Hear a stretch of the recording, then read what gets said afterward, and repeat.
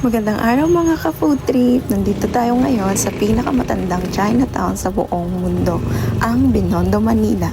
At ngayong araw, samahan nyo kami sa isang epic food crawl. Handa na ba kayong kumain ng masarap, authentic at budget-friendly na Chinese food dishes? Tara, simulan na natin! At ito na nga ang ating first stop, ang sinasabi nilang fried siopaw ng Binondo. Mukhang simple sa labas pero sabi nila sa unang kagat pa lang, panalo na. Crunchy sa ilalim, fluffy sa ibabaw at juicy naman sa loob. Tikman natin!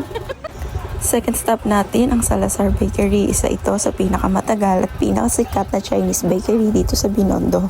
Kung gusto mong tikman ng mga classic na Chinese pastries, ito ang perfect na lugar. Ang daming pagpipilian dito. Hopya, tikoy, mooncake, egg tart, mung bean at marami pang iba. Amoy pa lang ng bakery, matatakam ka na. Third stop natin, balik tayo sa Veggie Select. Pero this time, hindi ulam ang habol natin, kundi pampalamig.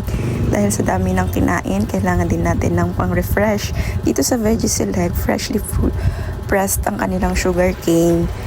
Walang halong kung ano-ano. Pero, purong katas ng tubo lang. So, super healthy, natural, and perfect. Pampatanggal ng umay ang tamis, pero natural.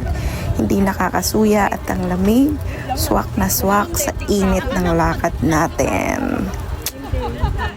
Kaya kung nagpo-food crawl kayo sa Binondo, must try to bilang pang-neutralize sa lahat ng kinain natin. Yes, 10/10.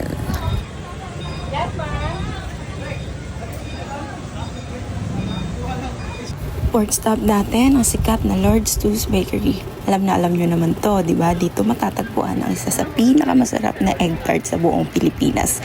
Tingnan nyo naman to, ang golden brown, mainit-init pa, ang bango at ang flaky ng crust at parang custard na may tamang tamis. Hindi mo mapapalampas to kapag nag-Binondo ka.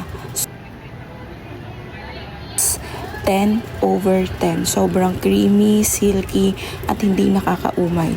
Perfect combination. Pwede mo tong kainin 2, 3, or baka isang box pa maubos mo.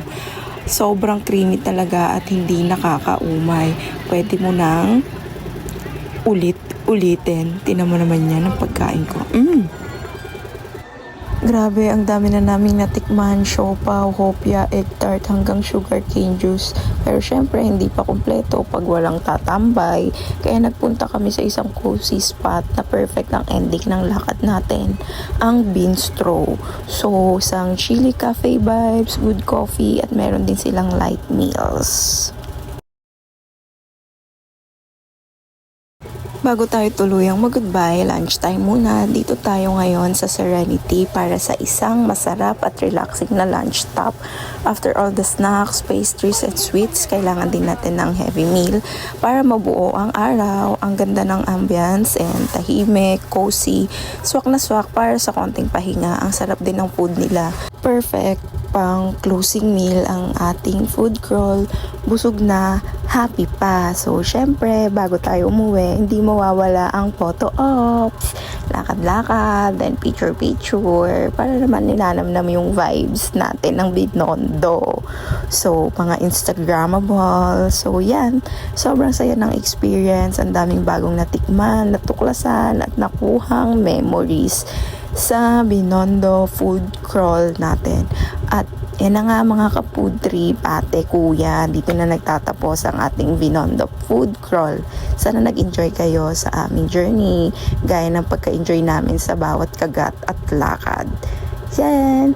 See you sa next food crawl somewhere out there pag sinipag ulit kami. Yay! Bye!